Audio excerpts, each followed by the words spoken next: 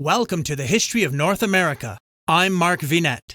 In this episode, we travel back to the end of the first millennium to examine the great ancient European culture and society that forged a people capable of reaching the shores of North America around the year 1000 AD.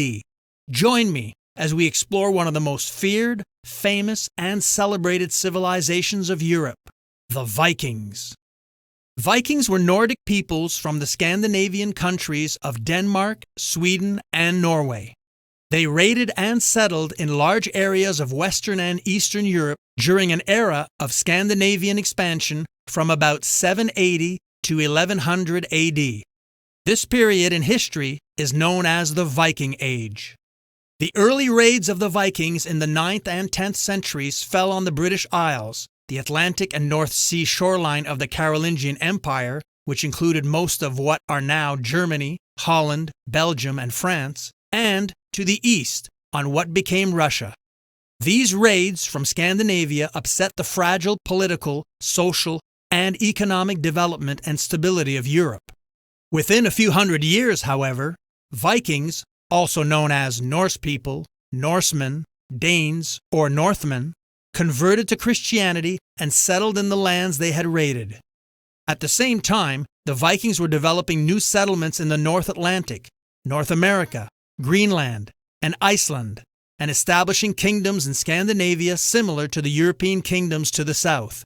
As they were assimilated in their new lands, they became traders, manufacturers, and farmers, as well as warriors and rulers. In the harsh climate of Scandinavia, the thinly scattered population lived by sea trading, fishing, and farming. Timber, amber, furs, and slaves from Slavic territories were primary trade commodities.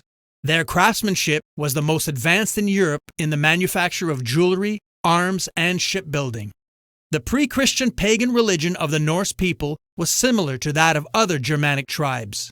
They worshipped a number of gods, including Thor, the god of thunder, and Odin, the god of war and leader of the Norse deities. Viking warriors believed that if they died heroically, they would be beckoned to dwell with Odin in his palace in the realm of the gods called Valhalla, an equivalent to the Christian heaven or paradise. The Vikings, a term meaning pirate or raiders, began to attack their southern neighbors during the last decade of the 8th century. These fierce attacks and the subsequent invasions reached out in many directions and took many forms.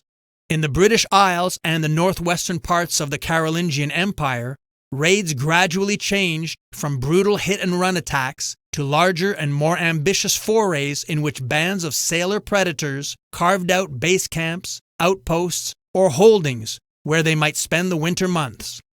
Eventually, the Viking armies grew in size. By the mid to late 800s, many of the men became settlers in the lands where they had first appeared as raiders. They began to convert to Christianity and either brought families from home or intermarried with the local women.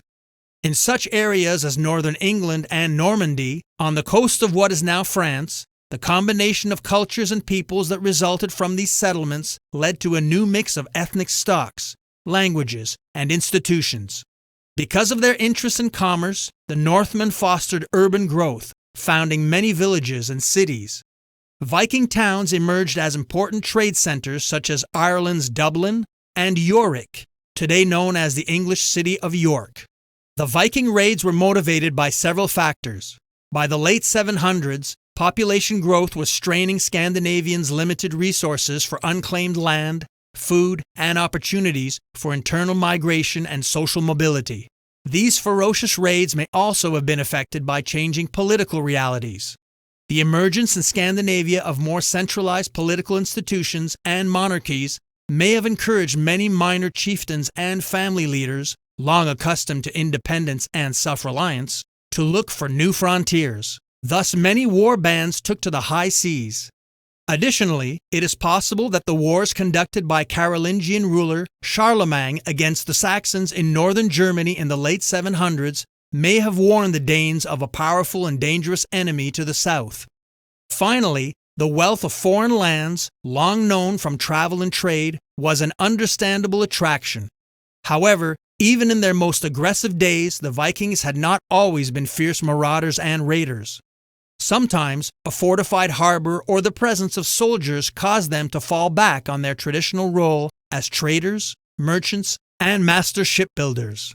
Vikings raided the coasts of the British Isles beginning in the year 787. The Anglo-Saxon Chronicle recorded their arrival in 793 off the northeast coast of England, in Lindisfarne.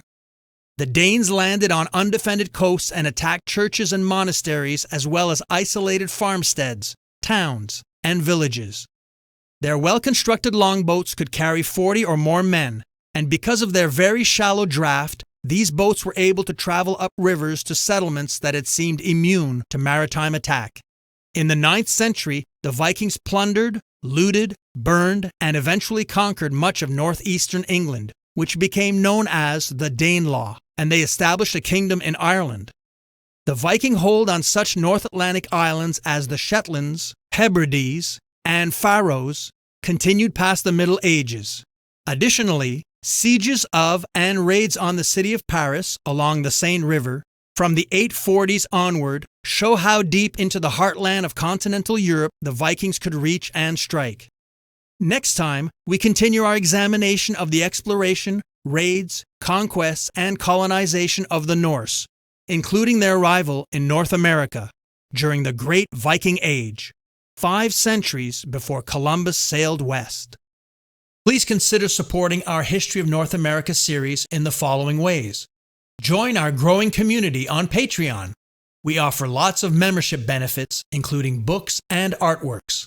As you know, I have written many historical nonfiction and fiction books, including exciting international historical mystery and suspense thrillers.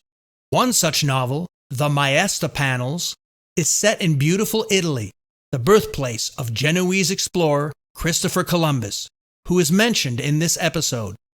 All my books are available in print and digital format on Amazon.